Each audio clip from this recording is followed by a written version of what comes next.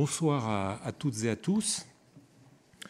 Alors, je suis Jean-Luc Fournet, titulaire de la chaire culture écrite de l'Antiquité tardive et papyrologie byzantine, et vous devez vous demander pourquoi c'est moi qui suis ici aujourd'hui devant vous et non ma collègue Vinciane Pirenne-Delforge. Alors, Vinciane Pirenne-Delforge est en fait empêchée pour des problèmes de santé, m'a demandé d'introduire le cycle de conférences que se propose de donner la professeure Sofia Anezziri. Alors, quoique celle-ci est une œuvre qui pourrait me dispenser de la présenter, je vais vite retracer le parcours et les recherches de notre conférencière invitée à partir d'éléments que je dois à Vinciane Pirenne-Delforge. Alors, Sofia Anezziri est professeure d'histoire grecque et d'épigraphie à l'Université nationale et capodistrienne d'Athènes.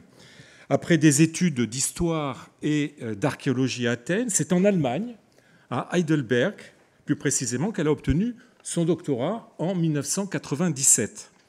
La recherche menée dans ce cadre portait sur les associations de techniques dionysiaques à la période hellénistique, et le livre qui en est sorti a été publié en 2003 comme supplément de la revue allemande Historia. Alors, il s'agit d'un ouvrage essentiel sur les confréries professionnelles, regroupant des spécialistes de la scène, mettant leurs compétences au service du culte des dieux, et singulièrement celui de Dionysos, d'où leur nom de technite dionysiaque. Née au début de la période hellénistique, elle regroupe des musiciens, des acteurs, des auteurs dramatiques et d'autres agents indispensables à la bonne marche des représentations théâtrales. En bref, ceux qui détenaient le savoir-faire en ces matières, savoir-faire que désigne précisément le mot grec techné. Ces regroupements avaient un fondement géographique et l'on parle de technique d'Athènes, technite d'Ionie, et de l'Hellespont, de l'Isthme, de Némée, etc. Alors, ce dossier est avant tout épigraphique, et c'est dans cette pratique des inscriptions que s'est poursuivi l'essentiel du travail de recherche de Sofia Anezziri sur différents sujets, avec également diverses collaborations et des travaux collectifs, comme le bulletin épigraphique, ainsi qu'une présence régulière à la Kommission für Alte Geschichte und Epigraphik de Munich. Il est à signaler également que Sofia Anezziri a été membre du conseil scientifique de l'École française d'Athènes entre 2011 et 2017, et à l'invitation au Collège de France cette invitation vient en quelque sorte renforcer encore les liens entre Athènes et Paris qui traversent le parcours de Sofia Anezziri. Les conférences qui seront données ici même chaque mercredi du mois de février porte sur un autre dossier épigraphique important, celui des fondations. Le livre que Sofia leur a consacré est intitulé « Endowments in the Classical and Hellenistic Periods » et il est actuellement sous presse chez Steiner.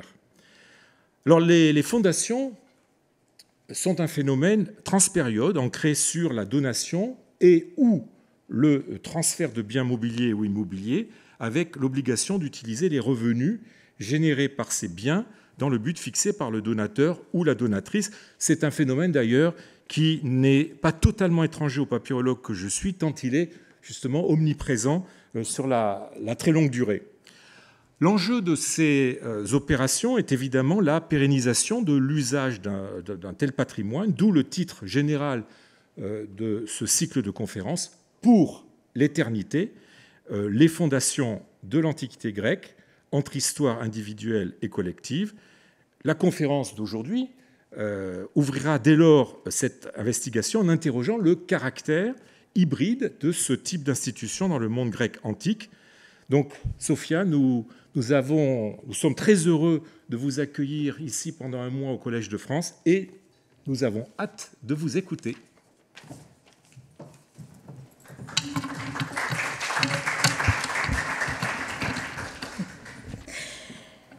Bonsoir.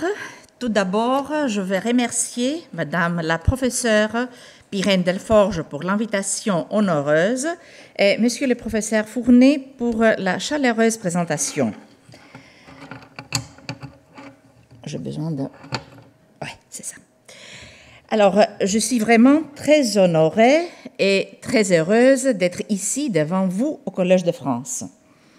Dans ces 4 conférences, je vais parler des fondations du monde grec, un sujet qui relève entre autres de l'histoire sociale, économique, religieuse, ainsi que de l'histoire des mentalités. Avant de parler des fondations de l'Antiquité grecque, jetons un coup d'œil sur les fondations de nos jours. Quelles sont les fondations dans le monde moderne? Elles constituent un mécanisme largement utilisé pour financer des objectifs spécifiques. Les fondations, fondazioni, Stiftungen, foundations, idrimata, selon la langue, existent dans presque tous les pays du monde actuel. Une fondation est un acte par lequel une ou plusieurs personnes physiques ou morales décident d'affecter irrévocablement des biens ou des ressources à la réalisation d'une œuvre d'intérêt général et à but non lucratif. Les fondations soutiennent de manière financière et organisationnelle une multitude d'activités dans les domaines de l'économie, de la santé, de la recherche, de la culture et de la politique. Il s'agit de la base commune à toutes les fondations. Elles se distinguent toutefois par leur forme juridique, leur gestion et leur mise en œuvre en 2 catégories. La première catégorie sont les fondations autonomes. Plusieurs fondations existent en tant qu'entité juridique autonome. Créées par un individu, une famille ou une entreprise, elles sont gérées et financées de manière autonome. Elles présentent des caractéristiques différentes, mais ont également des éléments communs. Propriété, objectif, stratégie d'investissement, visant à garantir que la propriété génère des revenus qui servent les objectifs. Les statuts et les dispositions relatives au fonctionnement et à la procédure de modification, leur propre autorité de gestion et de surveillance et un régime fiscal spécifique. Un exemple de ce type de fondation est la fondation Bettencourt-Schuller, créée en 1987 par une donation d'André de Lilian Bettencourt et de leur fille Françoise Bettencourt-Meyers. La fondation Bettencourt-Schuller dispose de sa propre administration, composée d'un conseil d'administration et d'une équipe exécutive. Cette fondation soutient de nombreuses activités dans les domaines des sciences de la vie, des arts, de la solidarité et, entre autres, dans la diffusion des activités du Collège de France, notamment des séminaires et des conférences comme celle qui nous réunit aujourd'hui. Une autre catégorie de fondations est celle de fondations abritées, créées à partir des dons ou de legs et également appelées fondations sous égide. Une fondation abritée n'est pas une nouvelle entité indépendante dotée d'une capacité juridique. En raison de son incapacité juridique, elle a besoin d'un représentant, le trustee. Ces fondations sont généralement liées à des organisations et institutions préexistantes, telles que des universités, des centres de recherche, des institutions hospitalières ou caritatives, des associations diverses, des institutions religieuses, etc. La gestion de ces fondations incombe aux organisations et aux institutions auxquelles elles appartiennent, toujours dans l'esprit du donateur. Le financement est exclusivement assuré par les revenus des biens donnés ou légués. Une fondation abritée par le Collège de France est la fondation Hugo, créée en 1979 par le testament d'Hélène et Jean-Pierre Hugo. Reconnue comme établissement d'utilité publique par un décret du Conseil d'État, elle soutient les activités du Collège de France de diverses manières. Moi, par exemple, je loge à la Fondation Hugo pendant mon séjour à Paris. Une organisation qui a pour objectif de coordonner et de promouvoir les fondations non autonomes en France, notamment celle à but non lucratif, est la Fondation de France. Créée il y a presque 50 ans, elle se décrit comme le premier réseau philanthropique français sur son site Internet.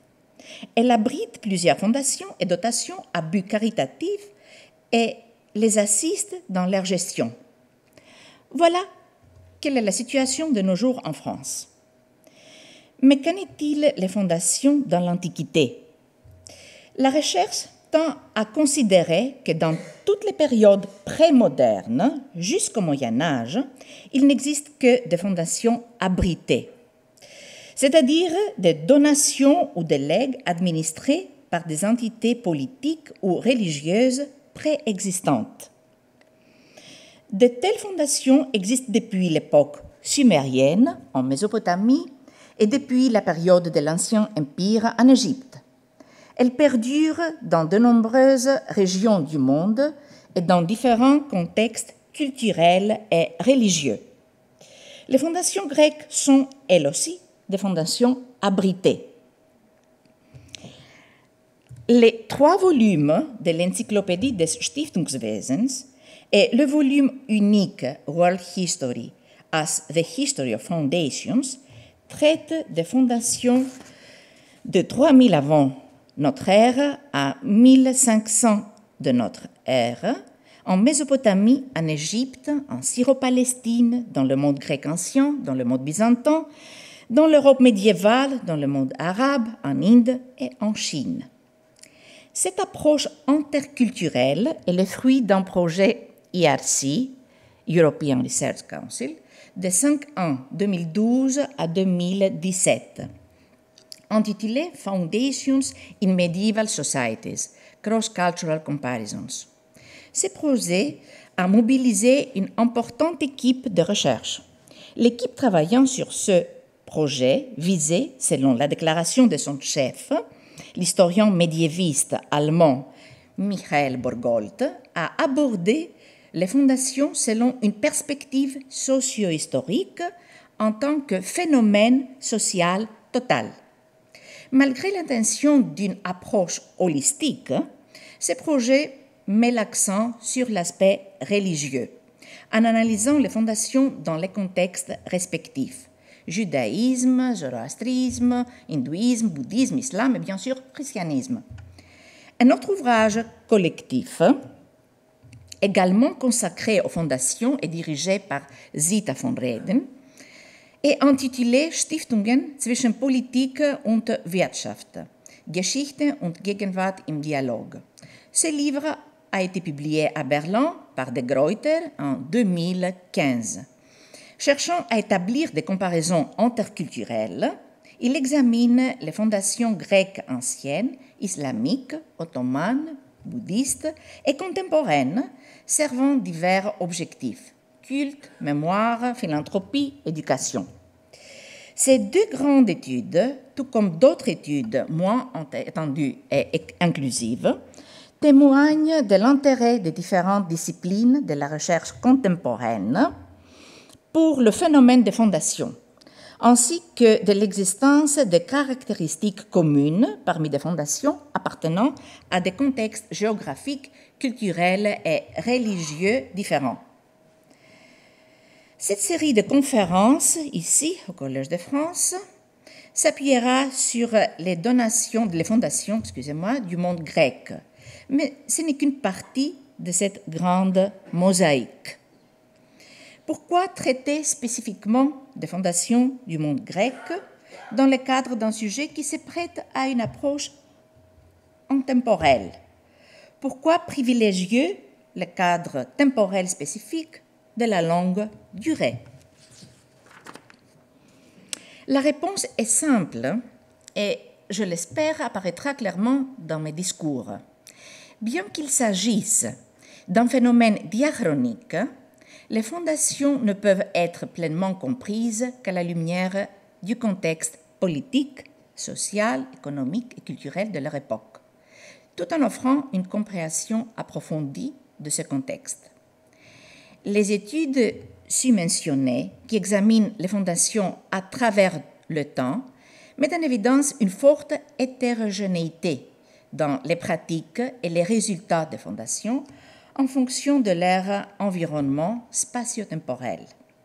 Par exemple, la charité, qui, sous ses diverses manifestations, constitue aujourd'hui l'objectif de nombreuses fondations, est apparue pour la première fois dans les fondations des époques byzantines et médiévales.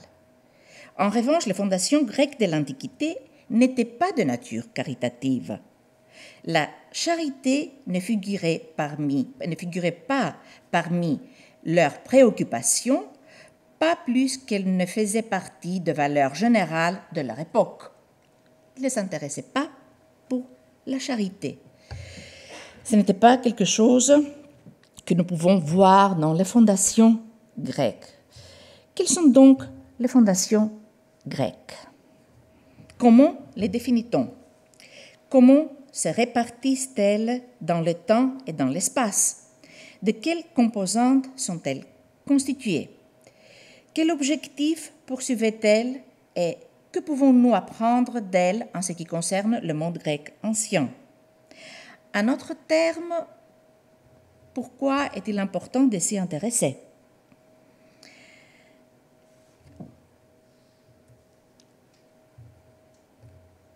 Les fondations grecques reposaient sur le transfert de biens, qu'ils soient mobiliers ou immobiliers, effectués par le biais de dédicaces, de dons ou de dispositions testamentaires. Ces transferts pouvaient se faire à l'initiative d'individus, qu'il s'agisse de personnes privées ou publiques, et étaient réalisés soit de leur vivant, soit après leur décès. Les bénéficiaires sont des communautés, cités, subdivisions du corps politique, sanctuaires, associations, ou leur organe administratif, conseil, gérousie, c'est-à-dire Sénat. L'objectif est d'utiliser les revenus générés par l'investissement ou l'exploitation des biens transférés pour financer de manière pérenne un objectif spécifique. Ce but peut être lié aux besoins de la communauté bénéficiaire, mais aussi à divers types de cérémonies, festivals, compétitions, organisées en l'honneur ou en mémoire du donateur ou de sa famille.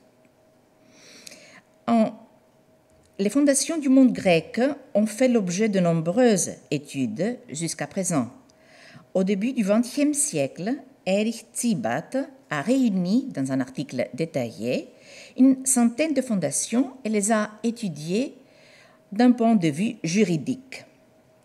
En 1914, année de la deuxième publication du livre de Zibat, de l'article de Zibat, l'étude de Bernhard Laum, intitulée Stiftungen in der griechischen und römischen Antike, a été publiée en 2 volumes, catalogue de textes et compositions. Cet ouvrage propose une présentation systématique d'un vaste corpus de textes relatifs aux fondations. Il reste un ouvrage de référence essentiel, même si plus d'un siècle s'est écoulé depuis sa publication.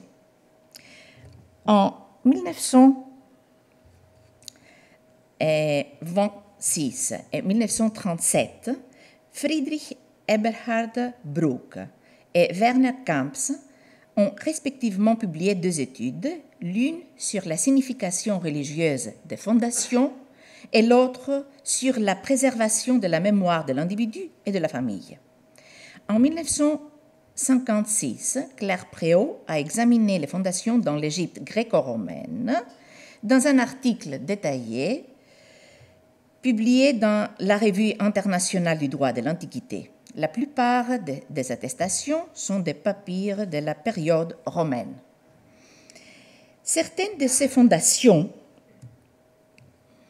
notamment celles des souverains hellénistiques destinés aux cités et aux sanctuaires, ont été reprises dans l'ouvrage publié en 1995 par Klaus Brinkmann et Walter Ameling, Schenkungen hellenischer Herrscher an griechische Städte und Heiligtümer.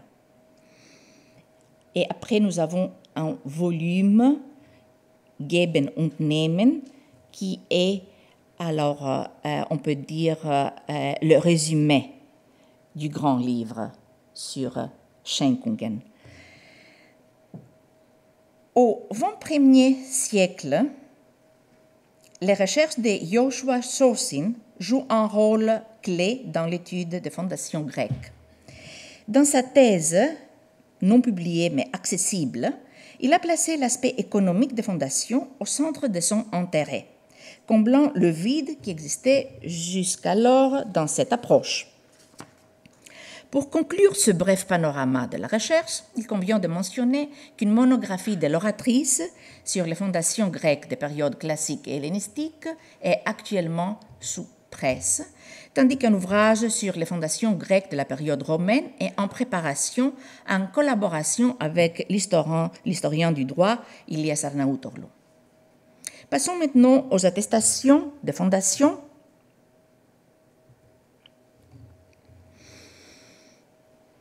Dans le monde grec, pour voir le où, le quand et le quoi. Ces attestations consistent principalement en des inscriptions et beaucoup moins en des sources littéraires et papyrologiques. Elles couvrent une longue période de l'Antiquité grecque, de la fin du 5e siècle avant notre ère à l'époque impériale romaine. La période allant du 1er au 3e siècle de notre ère a produit 5 fois plus de textes que l'ensemble de la période précédente. Il s'agit d'environ 500 témoignages correspondant à un peu plus de 400 fondations, car une seule fondation peut être attestée plusieurs fois. Comme vous pouvez voir au graphique à l'écran, les témoignages des époques classiques et hellénistiques proviennent de la Grèce continentale, des îles Égéennes et Ioniennes, de l'Asie mineure et dans une moindre mesure de l'Égypte et du Proche-Orient, Syrie et Commagène. Les témoignages de l'époque impériale proviennent de l'Asie mineure, de Macédoine, de la Grèce continentale et dans une moindre mesure des îles Égéennes, de l'Égypte, du Proche-Orient et de Chypre. Le graphique à l'écran met en évidence le grand nombre de fondations en Asie mineure à l'époque impériale.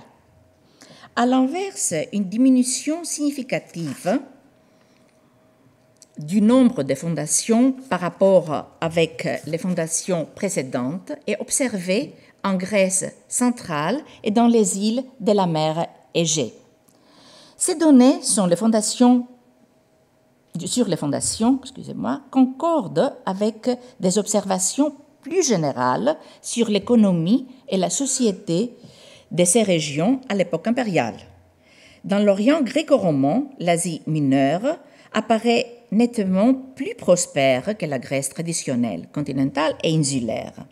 Par ailleurs, les élites urbaines d'Asie mineure consacrent une part significative de leur richesse à des activités communautaires, parmi lesquelles figurent les fondations. Les textes épigraphiques grecs relatifs aux fondations présentent une diversité intéressante. Ils incluent des consécrations, des actes de donation, des testaments, des lettres et des ordonnances des souverains et des fonctionnaires hellénistiques et romans. On y trouve également des décrets par lesquels la communauté concernée acceptait la donation ou rendait hommage aux donataires, des lois régissant les fondations, ainsi que des comptes et des inventaires. De l'époque romaine, on trouve également des inscriptions agonistiques, funéraires et honorifiques mentionnant les fondations. Bien sûr, tous les textes ne fournissent pas le même niveau de détail ou de richesse d'informations. Certains offrent une abondance de renseignements, tandis que d'autres, comme les comptes et les inventaires, ne les évoquent qu'en passant. Je vous invite maintenant à examiner ensemble comment les fondations grecques anciennes étaient organisées du point de vue juridique, administratif et financier. Quels en sont les éléments constitutifs? ces fondations ne possèdent pas de personnalité juridique autonome, à l'instar de toutes les fondations de l'époque prémoderne. En y regardant de plus près, on constate qu'elles ne disposent même pas d'une identité juridique propre, ni de mécanismes spécifiques de gestion ou de pratiques d'investissement financier. Elles représentent une structure hybride, un amalgame d'outils juridiques, managériaux et financiers préexistants. Ces outils, testés et éprouvés, ont démontré leur efficacité grâce à une adaptation créative et une synthèse réussie. Ils ont su concilier, harmoniser et finalement servir l'essence même des fondations grecques, l'équilibre entre les intérêts et les préoccupations privées et publiques. Analysons les faits dans l'ordre. Au cœur de toute fondation réside le transfert des biens d'une personne au profit de la communauté. Ce transfert peut s'effectuer de son vivant ou après son décès. En 1963, l'historien du droit Joseph Mélez-Modrzejewski observait que, je cite, « Ni en Grèce, ni dans le monde hellénistique, ni à Rome, il n'existe une forme juridique sui generis qui puisse encadrer cette institution. Le mot fondation n'a pas d'équivalent ni dans le grec, ni dans le latin juridique. » Et c'est vrai. En effet, aucun acte juridique spécifique ne régit ce type particulier de transfert de propriété, ce qui explique l'absence de termes précis dans les sources. Dans le cas de fondations comme pour plusieurs autres types de transferts, les transmissions s'effectuent par un acte de donation ou par testament. Lorsqu'il s'agit de dons pendant la vie du donateur, les termes suivants sont utilisés pour les fondations. Δωρumai, επιβίδωμη, χαρίζω, απονέμω, συγχωρώ, δώσεις, κατά δωρεάν. Si le don est réalisé après le décès, les termes suivants sont utilisés pour désigner les donations. Απολέιπω, αφέκω, επικαταλέιπω, καταλέιπω, καταδιαθέκεν, διαδιαθέκες. Le verbe neutre δίδωμη est utilisé dans les deux contextes. Les verbes ανατίθεμη, aniero, affiero, καθιero, qui signifie dédier un don à une divinité, sont très fréquemment utilisés dans les deux catégories, c'est-à-dire aussi bien pour des dons effectués de leur vivant qu'après leur mort. Étant donné que ces termes s'appliquent à tout transfert de patrimoine par donation ou legs, seul le contexte peut offrir les précisions indispensables pour définir la nature des fondations et les différencier des autres formes de donation ou de legs. Il s'agit de deux caractéristiques principales, le financement d'un objectif spécifique à partir des revenus et la durée. L'objectif que les fondations doivent poursuivre avec leur rente est introduit par effo, hina, hopos, hos. La durée est indiquée à l'aide des adjectifs et des adverbes comme aivios, eisaei, eis apanda chronon. Dans la définition très complète des fondations grecques proposée par Mélez-Modrzejewski, l'accent est particulièrement mis sur leur durée. Je cite, encore une fois, « Le but de la fondation est d'affecter une masse de biens à un service déterminé sans limitation de durée. La fondation confie le capital à un organisme plus durable que l'homme. L'essentiel de la fondation n'est pas la libéralité, mais la charge perpétuelle qui la greffe. »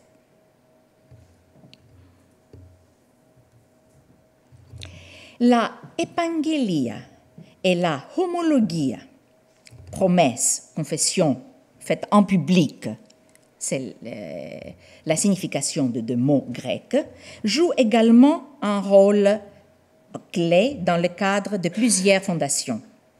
Elle constitue un engagement public du donateur envers la communauté bénéficiaire, non seulement pour les fondations, mais aussi pour d'autres formes de dons et de services en général.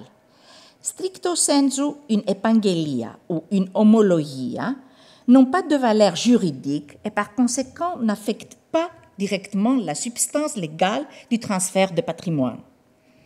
En cas de non-respect, elle n'entraîne donc pas de conséquences juridiques, mais elle peut certainement nuire à la réputation du fondateur au sein de la communauté, à son prestige, à son influence et à son acceptation sociale. Ça, c'est vraiment très important. Je mentionne ici deux fondations dans lesquelles une promesse, epangelia, est attestée. Vous voyez le texte ancien et la traduction à l'écran de l'une d'entre elles. Au 1er siècle avant notre ère, devant le Synedrion, boulet, conseil, de la cité de Païe, c'est en Attique, près de Mégare, Sotel fait la promesse d'une fondation destinée à couvrir les frais annuels de la danse de Pyrrhique, que la cité n'a pas pu organiser pendant de nombreuses années en raison de difficultés financières. En bleu électrique sont soulignés les mots liés à la promesse. Il a été présenté au Synedrion et a promis. Vous pouvez en faire l'image.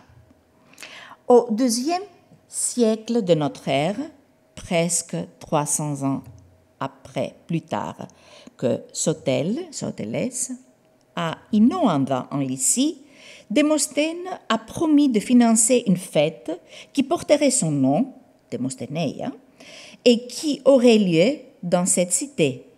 Il est clair qu'il a fait cette promesse lorsqu'il est venu au conseil. Il convient de noter ici que Sotel et Démosthène, ainsi que d'autres donateurs, appartenaient à l'élite aisée de leur cité, probablement en tant que membres du conseil.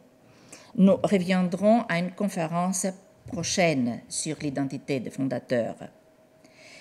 Manquer à leurs promesses ou à leur engagement aurait entraîné non seulement un embarras personnel, mais aussi un affaiblissement de leur position aux yeux de leur propre classe sociale, qui était un groupe élitiste où solidarité et rivalité coexistaient.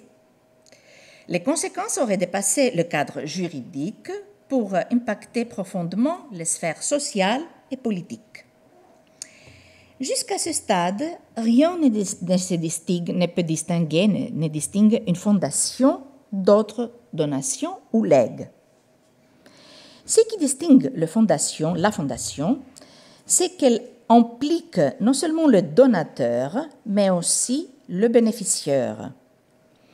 En recevant la fondation, le bénéficiaire accepte les conditions définies par le donateur et assume certaines responsabilités, notamment dans la gestion des biens et l'accomplissement du but visé.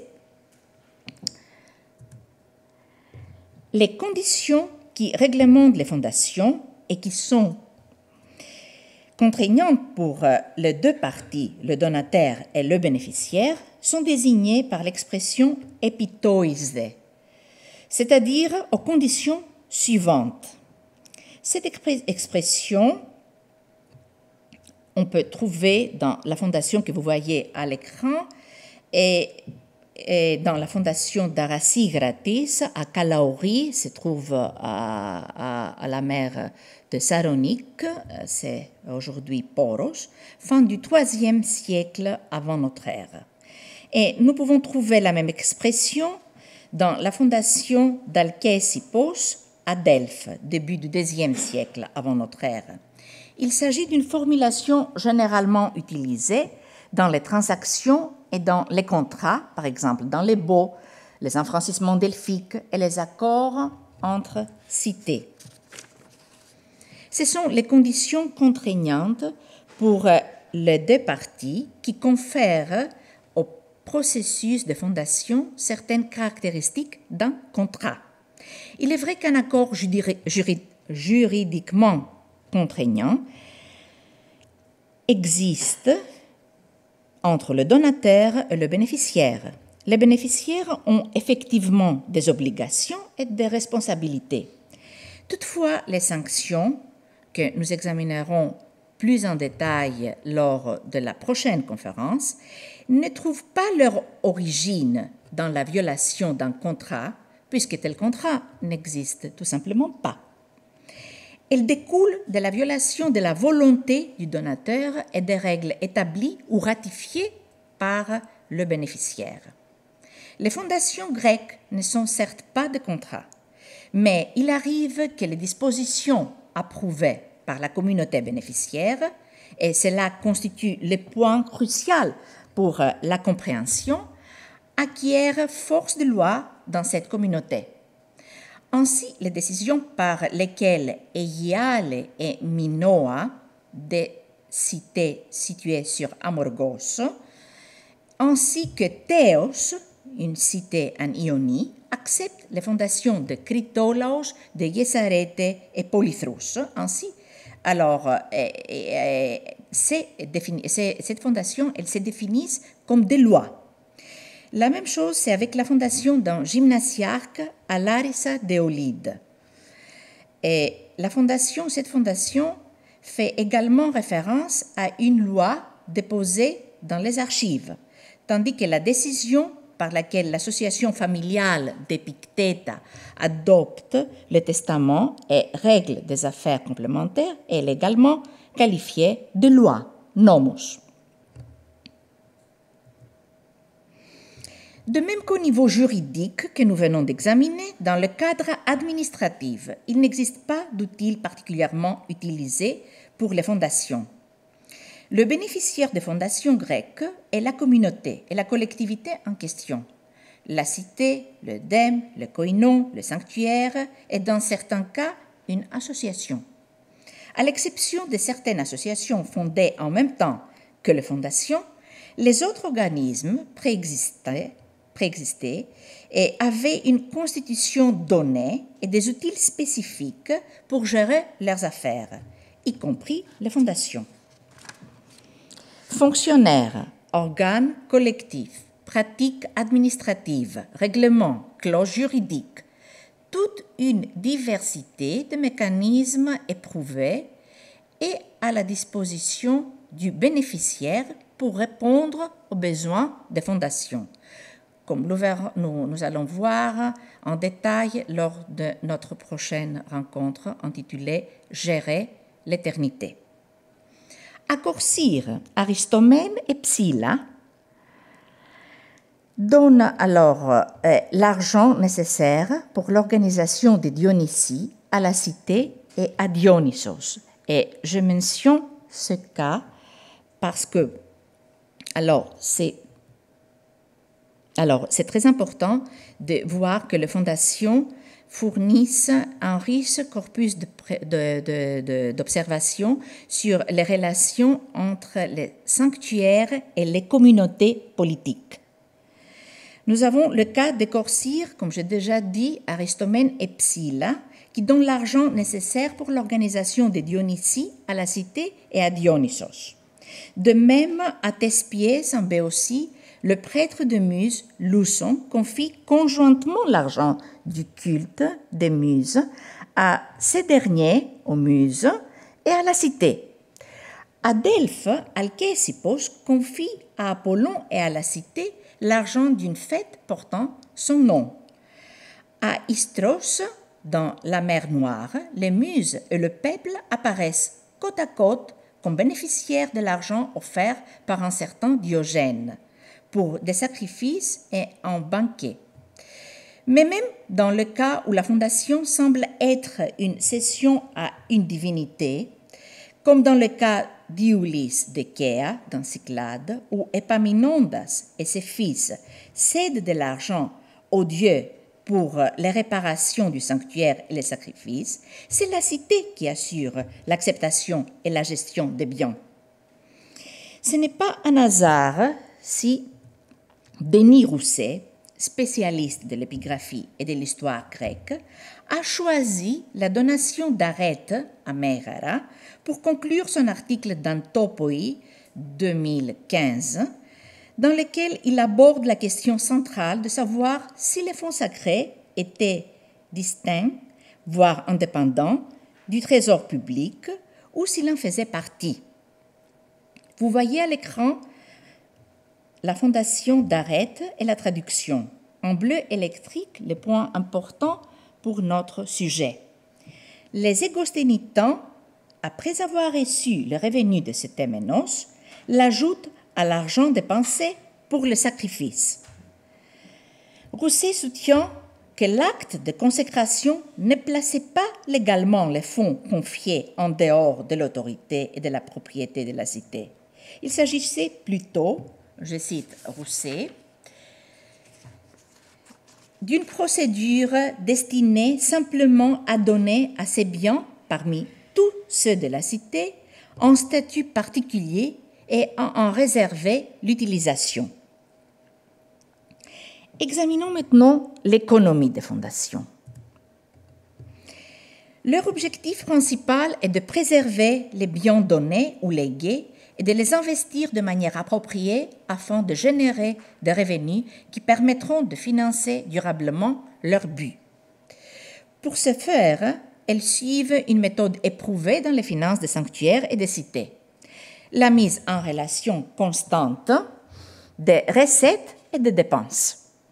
Les sanctuaires et les cités engagent souvent des revenus spécifiques au financement des dépenses récurrentes afin d'assurer une plus grande efficacité et un meilleur contrôle de leurs finances sur le long terme. Léopold Mijotte, spécialiste de l'histoire économique, estime que les revenus fixes associés à des dépenses précises sur une longue période représentent la mode de gestion le plus fréquent des finances de la cité. Même s'il n'existe pas de plan budgétaire détaillé pour les cités grecques, les sources conservées montrent clairement que l'utilisation de l'argent de cesse de la cité était souvent liée à un but précis.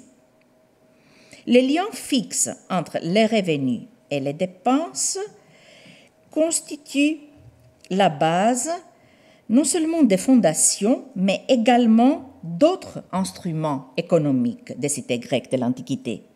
Les liturgies par lesquelles les citoyens fortunés s'engageaient à financer et à assurer divers services de leur cité, ainsi que les souscriptions, c'est-à-dire les contributions des citoyens pour répondre aux besoins urgents de la cité, obéissent à une logique similaire.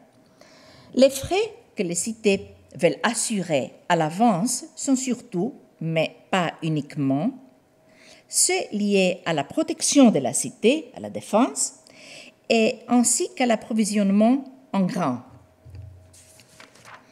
De même, les activités cultuelles sont celles principalement liées à des sources de revenus spécifiques. Elles sont effectuées dans un sanctuaire et en relation avec une collectivité, cité, dème, fratrie, association.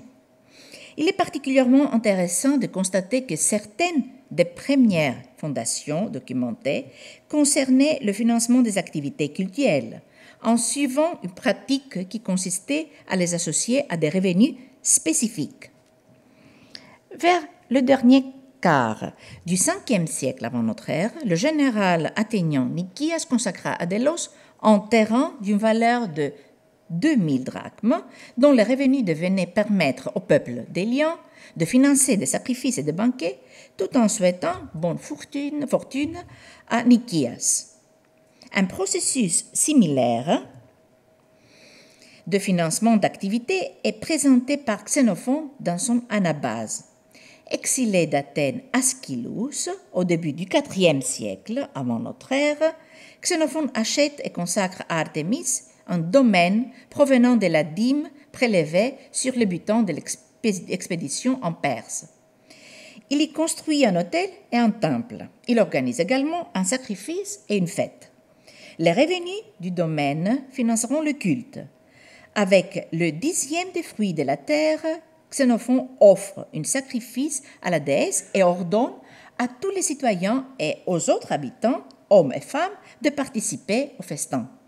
Xénophon érige une stèle à côté du temple. La stèle porte l'inscription suivante. Vous voyez à l'écran. Le domaine est consacré à Artémis.